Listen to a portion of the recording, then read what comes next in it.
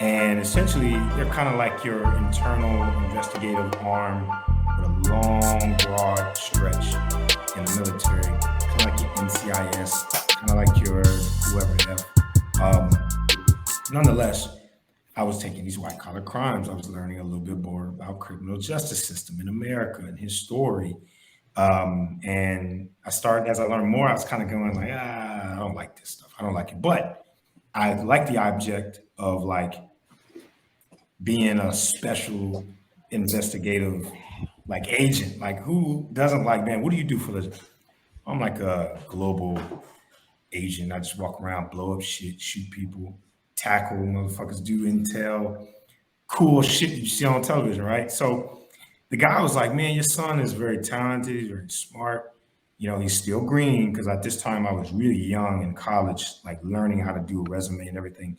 He was like, send me whatever resume you got. I want you to come and do an interview. And I'm like, that doesn't even sound right. This dude don't even know me. He just took my mother's word. It was just like, sure. Calls me, have a couple conversations, sends me a couple emails. He's like, it'll be an internship because you're still in college, but you can still go for it. It's really cool. It's not a lot I can give you over the phone because of the security clearance, but I'm gonna let you know that you will get an interview. So come out to DC. Said, cool, get the interview. Send me this little, email. It's very cryptic. Hotel I can stay in and the address of the interview. Pull up to the interview, which was like we drove there. Pull up to the interview, had to shave my face, had to do all this crazy stuff that I would never do nowadays. That was one of the biggest draws too. It was like, wait a second, I gotta shave my face and my hair and all. Oh, I don't want to do that. But when I get there, shit got real. First of all, I didn't know which building where I was supposed to walk into. It was just like an address, but the address was like to a plaza, and there was all these three big unmarked buildings. So I'm just out waiting, looking at my watch, and I just see some cornball looking guy with a suit and a bag walk right into that the middle building. So I walk in. Turns out it was the right building. I get there and I'm signing up for the interview, and they immediately take me to this wall, this back wall with about five different candidates. And I'm sitting there and I'm looking at every candidate on the wall, and they're like ex-Marines, ex FBI, military, Dallas police sergeant, all these different badges. Felt like Men in Black. You ever seen that scene Will Smith Yeah. walk I was in? gonna say it sounds like Men in Black. Exactly. It's I was literally like, why is the son trolling us? Why are you doing I'm literally sort of, I can't make this up at all. I walk in and I'm just, what, maybe 19, 20 years old, maybe 19 years old. Way less, I was way more rough around the edges at that time. And probably way more silly for sure. And I walk in and I'm just like, all right, so I know that everybody's here is extremely like stressing out. And I'm just kind of coming for this, like, I don't know what the hell's about to happen.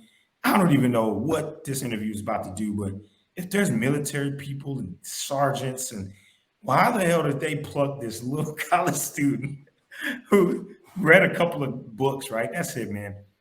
Kid you not, right? So I'm sitting there and I'm trying to figure out what's happened.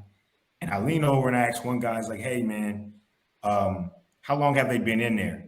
And the guy literally gets up and walks away and like basically finishes doing his prep. Like whatever I just said either offended him or distracted whatever he was trying to memorize. I said, whatever, man. I turn around and I look at the sergeant next to me, and like she was like biting her nails, like nervously. And I'm like, oh shit, like what is going on? Like, what is this interview?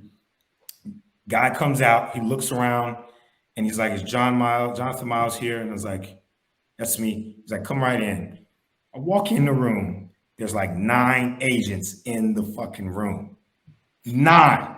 Like this big ass room and this long ass table. And they're like, oh, you can take a seat anywhere. And I'm like, anywhere? They're like, anywhere. I was like, all right, cool. I'm gonna sit next to the dude who's typing. And I sat as close as I could to him. And they asked me 3 questions. What's your favorite color, Mr. Miles? I was like, favorite color? Probably red right now, right? Okay. How long did it take you to get here? Maybe 10 hours driving. Okay, cool. Anything you have questions for us? I mean, kind of like I don't know what else to do. Oh, no, that's fine. Don't worry about it. You did great. I'm going to send you over in that other room. And I was just looking around like, oh, okay, whatever. I get in the other room, and then they show me all these different guns and videos. And then, like within 30 minutes, they were like, all right, everybody can take a lunch break. We'll email you in a couple weeks if you got a job. I was like, what? Now, can't make this up. None of that is fabricated at all, right? None of it. I got my cousin to drive me to DC. And you know, my cousin Evan, actually, who watches the show and stuff, he's like the designated driver of the family. Anytime somebody wants to drive somewhere and don't want to drive, Evan, hey, what are you doing this weekend? Oh, he'll drive to you and then drive wherever you need to go. That's how much he loves driving. So Evan's expecting. He's like, all right, man, just let me know when y'all done. I'm gonna head over to, you know, Georgetown or something. It's probably gonna take you all day. This dude was like 30 minutes down the road. I'm like, hey, man, my interview done. He's like, what? Damn, man, like your ass said. Oh, I'm like, no, I just think they didn't even give me a chance if that was the thing. It's just I don't, to this day, I don't even know if it was just like, hey, we need these numbers. Let's get a couple of candidates. So bring this guy in. I didn't know if they were going to randomly call me like 6 months later and be like, you know, or some black suits. So same guys come wake me up and take me somewhere. But the videos were cool. They gave you like orientation of like what the job is, and it's legitimate. Like, if there's any kind of let's say you're in Afghanistan and something happens between the military, like the U.S. military and maybe another ally, but it needs to be investigated. You have this third party go in there and do all of that, like due diligence and investigation, to keep it unbiased, right? But the point is, I didn't get it, and I drove 10 hours for a 5-minute interview. And the one thing, I'm sitting in my room with my buddy, and I'm thinking, I wonder if everybody that was sitting out there got that 5 minutes, because you know how angry I would be if I am that stressed out. And I've left my job. I took PTO, and I go in and do this 5-minute interview, which didn't look like, and I mean, it didn't look, and maybe they just knew, oh, let's not give this guy a chance or whatever. Then why did you bring me out there, right? Why didn't you just do a phone call? Mr. Miles, I want you to try back next year, right? They made me drive all the way out there for 5 minutes. I said, I will never do a fucking government job ever. That was like more of the story. More of the story. Y'all lost me. Yeah, well, maybe that was it. Maybe that was like the keeping you waiting outside the gate. You know, you're not ready. Well, we want you to really want this job. But like, what would you have done if you got a job at the time? Do you think you could have handled it? I think I was stupid. I would have been stupid enough to take it, but I don't know if I would have lasted long, or maybe they would have had to really do some brainwash work on me, man, because I was just like, that whole thing just tripped me out. Like when I showed up and I was like, I'm looking at the buildings and they're all look the same, and you don't see any of the busyness. The busyness happens once you get in and they take you back to the area.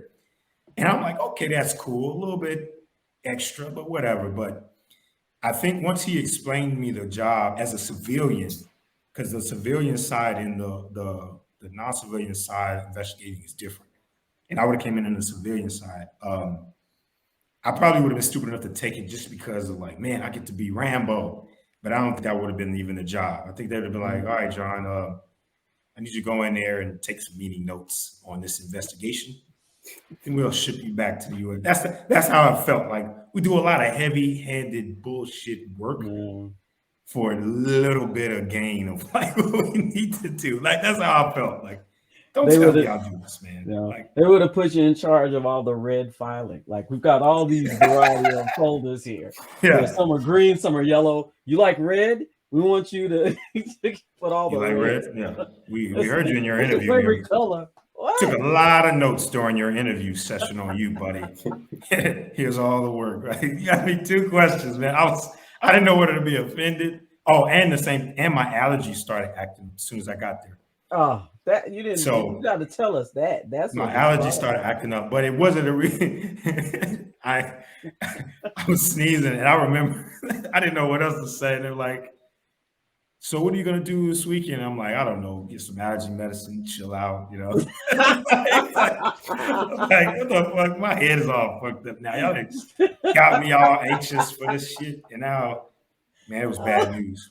I don't know. It was Probably bad news, man. go to the doctor here. Check Check out the DC health. Second part of that story. I did end up at the hospital. My friend, who was my friend, Sir Julian Jones. Shout out to Sir Julian Jones, real close friend of mine.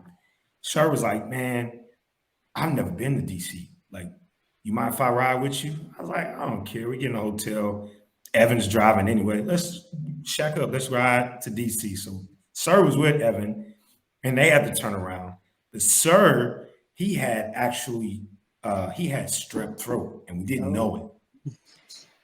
We didn't know it. Like, before we left, he kept complaining, like, "Man, like, y'all got some water or some tea?" Like, what you need tea for? You know? Like, what are we going on a trip? But we get to DC, and he legitimately that night is like, wakes us up. He's like, "I can't talk. I need to go to the hospital right now." So now we're in a DC hospital treating strep throat. And I came there for the secret government interview that I felt like could have been Men in Black for all I knew, you know.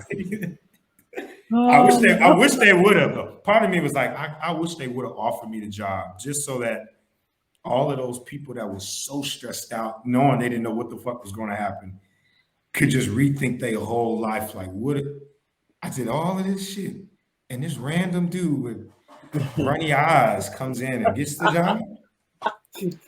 He was asking us, like, you know, and I remember watching Men in Black,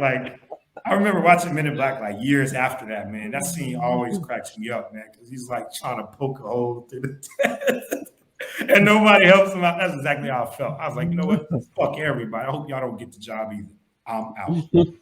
Where's my manager? We cut to a nondescript building between two other nondescript buildings on the 15th floor. John's working at his desk.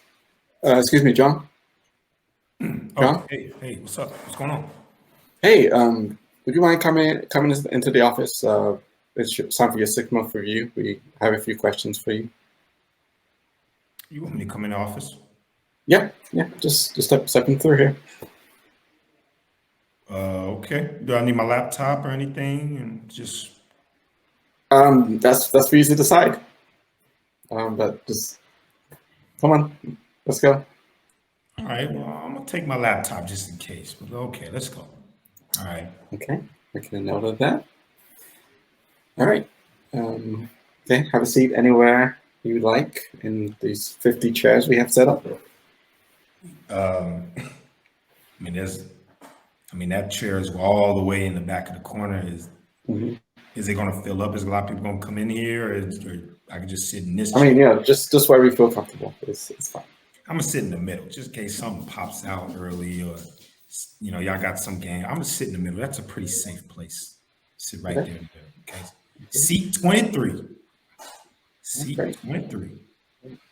Okay. As you can see, there are 3 of us here to conduct your 6-month interview, and we actually want to let you know that this is actually still part of the interview process. You are not actually hired here. That was part of the interview process. We want to see how you would react to being hired. Yeah. So you're still in the interview process, is what I'm saying. Wait. So, like, I'm not a part of the team. I mean, I've been telling everybody that I'm like, you know, doing great in my job. When you think of teams, what animal comes to mind? When I think of teams,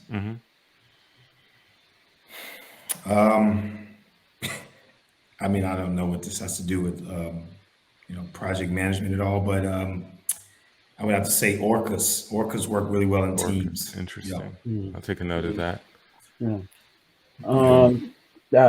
But how I've been doing so far, I mean, I've delivered a couple of projects in the first 6 months under budget, in time.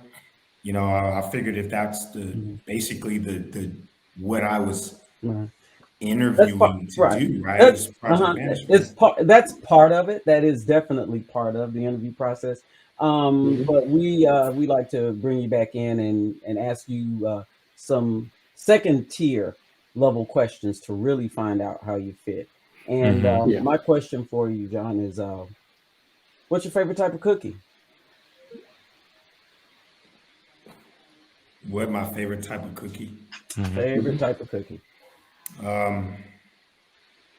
Just excuse me, I don't want to be, this is gonna sound rude, but what does this have to do with project management and working here at Williams and Williams? Is this? I mean, in case you haven't figured it out, like those projects you brought in under budget, those were all part of the interview. Those weren't real projects at all. Real project. They didn't tie to anything. I just felt like that's a pretty incredible effort to, you know, disclose an interview as like almost like an internship. But I'm okay if it's an internship. But we want to make sure we get the right candidates for this position. Very important. So we have an extensive interview process. Exactly. Your desk mate, the one who got hired with you, he wasn't new that day. He's actually been working here for years. He's been working here for years. That's right. Yeah. So going back to the cookie. Yeah. He told me he was an intern. Nonetheless, all right. I guess you could say favorite cookie is double chocolate chip. Double. Oh wow. Oh yeah. You haven't had that one before. I mean, it's like a chocolate chip. You just, you know, maybe add another chocolate chip or two on a cookie. You know, it's not that much difference in the regular chocolate. I just like the chocolate to stick out of the cookie just about 2 centimeters, so I can get a bite into the chocolate. That's it. Nothing too crazy. Interesting. Well, I mean, is that it? Can I go back to my? Okay. Sorry, those sounds like questions for us. Yeah. And we haven't got to that part of the interview process yet. So still got a few questions. Okay. Sorry. But yeah, I have one more question for you. I have one more as well. I could have one. Cool. We'll still have another round of questions. That's great. Yeah. Okay. Well, here is a cookie. I'm going to slide it onto the table in front of you. When you look at that cookie, what kind of animal do you imagine that cookie being? Man, listen, man, I don't know what kind of games are being played today, man. I told you I've answered animals and cookies. I mean, Williams and Williams doesn't really, they don't do anything with cookies. I mean, what kind of animal does a cookie remind me of? I don't know, a monkey. It's brown like a monkey that you Monkey. Not ape, but monkey. Make note of that. Monkey. Okay. Yeah, my question, you know how you started dating Sally on the engineering team? You guys weren't actually dating. That was part of the interview process. But I want to ask, how serious were you about it? You know, did you see that going long term, or were you mainly just kind of exploring your options? Well, I actually I was falling for her. Interesting. She spent a lot of time with me after hours and just helping me with the relocation. Since I relocated here to DC with you guys, I thought that was a part of the job package, but it's an interview. It was part of the interview. So I actually kept inviting her to live with me, and she kept saying no. She, you know, so but that makes a lot of sense now. Yeah, it does. If I could take a turn here, I know that you thought you had health insurance, but the doctor you went to, that whole clinic, they were all part of the interview process. Yeah, we set that up. Didn't want you to think that you weren't going to get care when you needed. But you did go in and you said that you had some allergies, some problems. Strep throat. Yeah, you had strep, and that was treated. So that guy, that doctor, Dr. Jeeves, is not a real doctor at all. Not at all. No, that's Jeeves from accounting. He had some Jeeves from accounting. You know, I looked at Jeeves from accounting. I was thinking, man, dude, you got a twin who works in medical. And he was like, no twin. That was him. Right. Yeah. Yeah. You know, can I say something?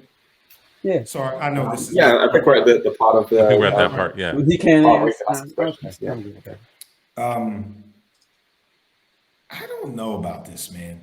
Like, there's a lot of just uncertainty, man. Like, so I was getting ready to propose to Sal. Mainly because I really need somebody to move in this apartment. DC is really expensive, and she's married. We can split that, but I mean, my doctor isn't real. My insurance isn't real. Is this apartment that I'm living in? It's not. It's not real. It's not real. If you go back there today, it's actually not going to be there. It's not. And scene.